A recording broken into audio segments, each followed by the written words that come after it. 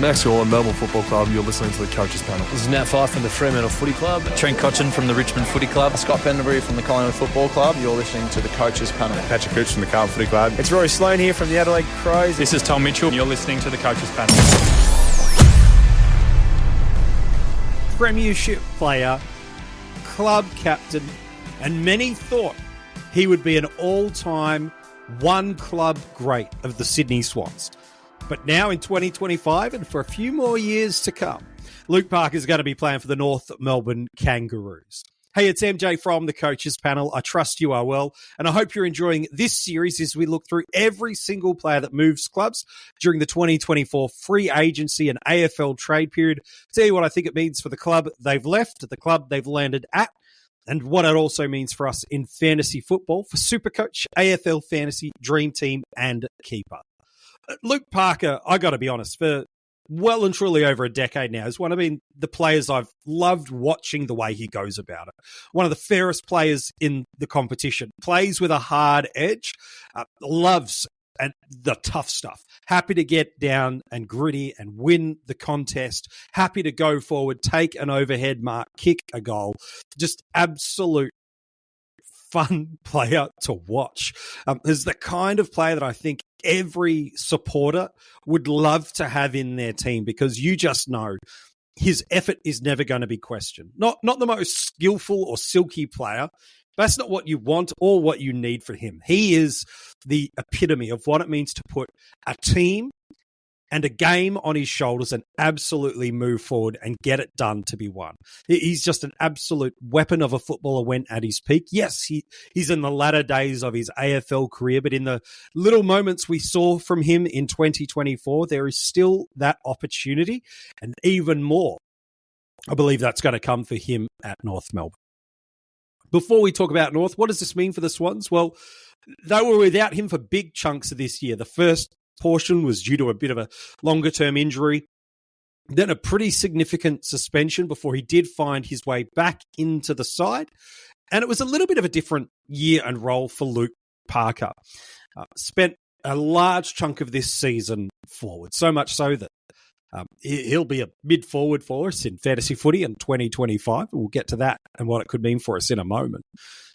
But he only spent 33% time at centre bounce. That is more than half of what he had been doing the 3 seasons prior.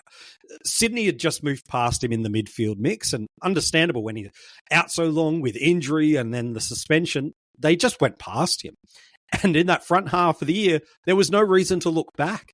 The likes of Goulden, Warner, Rowbottom, and Heaney, who was really stepping into that core midfield 4 role, there just was no room for Luke to get into that spot. And when they were winning so easily and dominating teams week on, week out, there was no need for him to be in that spot.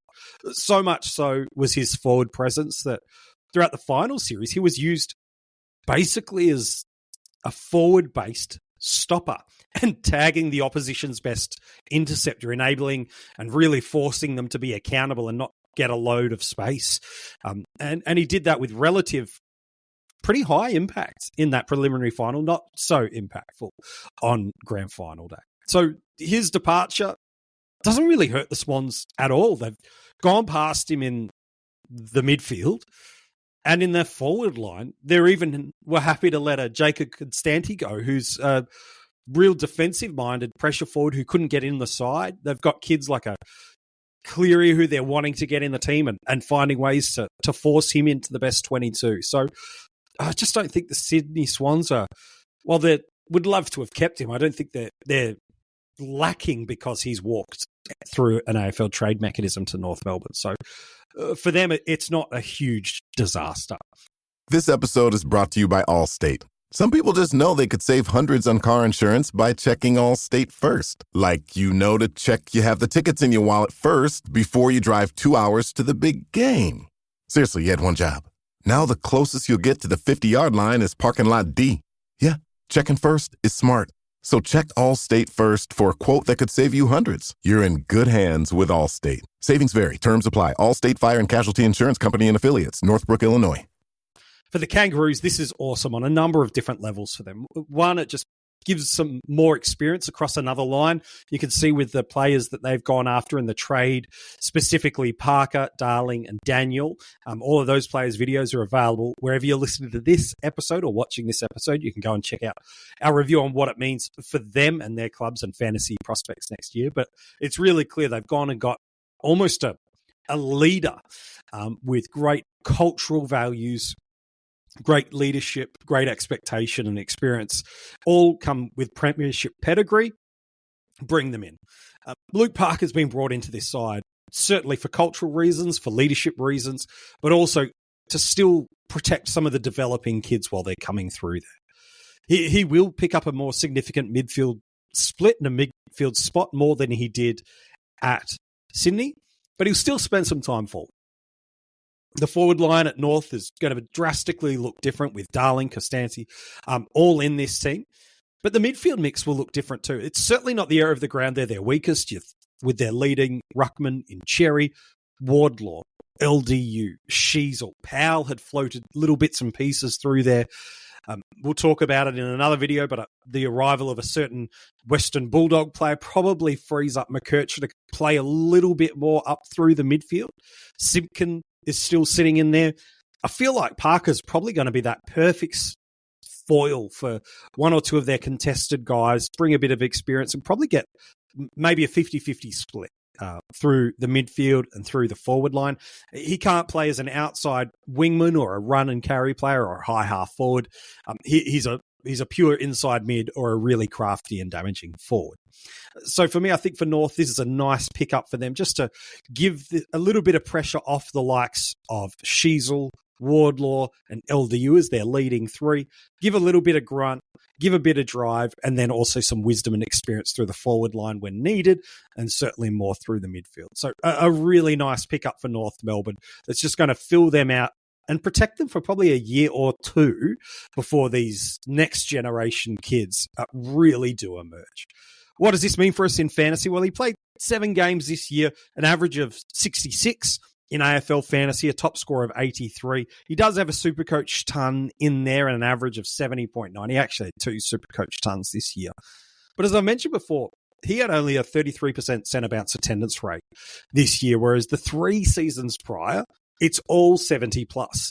And across all 3 of those more recent seasons, he was averaging, depending on the format, anywhere from low 90s to the low hundreds. And given the price point that he's at, that's anywhere from 25 to 35 points per game of value, if you believe he's got the potential to reclaim back to that 90s, we'll call it, average across the formats. The benefit of this is to get a guy, let's just call it a high 60s, because it's a 71 in SuperCoach and a mid 60s in fantasy. So let's just call it high 60s for the sake of rounding it up. To get a guy that's a high 60s with proven potential as recently as 12 months ago of going in the 90s, and there's a role and a necessity for him to hold some of that role, well, yeah, you've got me interested. Even as a pure mid, you'd have me interested. But with him having forward status in a lower threshold line, I think that interest should only elevate just that little bit more. Now, is he going to move into that 70% midfield time like we saw the 3 prior seasons and for the better part of his history at Sydney? No, there's just not that need. They don't want to go so far back to the future that they forget about moving forward with the likes of McKercher, Sheasel, LDU. But he's going to be in that mix. And like I said, I've got him at a 50-50. And I feel like an 80s average is well and truly within his scope. Is that enough to get you interested? Well, it partially depends in classic and salary caps what you're looking for, what other value is sitting there, what other discounts come. There's definitely going to be a bounty of options in our forward lines. Some of the most relevant players have moved clubs this off-season for us. And it's not going to be as hard as people think to pick a forward line, much like it was concerned about in 2024. So there's definitely going to be some value and some relevance to consider about Luke Parker in Classic. And as a result, draft will only see him go a little bit higher. Is he going to give us a 90-plus average across the formats? It's definitely within his wheelhouse, but that's probably more at the ceiling of what he is. I'm kind of earmarking him for an 80 sort of range, which means as a forward, and I'm very, very certain that he will have forward status as one of his positional allocations at the very least. If not, he could be a pure forward, not even hold mid-forward status. That could be enough for coaches in draft to get some supreme value out of it. So to me, Luke Parker's of high interest and high relevance, and definitely should be someone that is sitting in your fantasy black book heading into 2025. But do you agree or disagree on my take about Luke Parker and what it means for him, the Swans, for the Kangaroos, and for your fantasy football side? If you're watching this as a video on YouTube, comment below and let me know how you think this is all going to play out for Luke and for the Kangaroos. You can keep in touch with us across social media with all the places from TikTok, X, Instagram, Facebook. The links for those are in the description of this episode, as are the links to become part of our Patreon supporter group and gain some additional bonus content and access to the Coaches Panel merch. Hey, thanks so much for tuning in on this episode. I hope you've enjoyed it. We can't wait to be back with you again real soon, talking about another player that's moved clubs this trade and free agency period.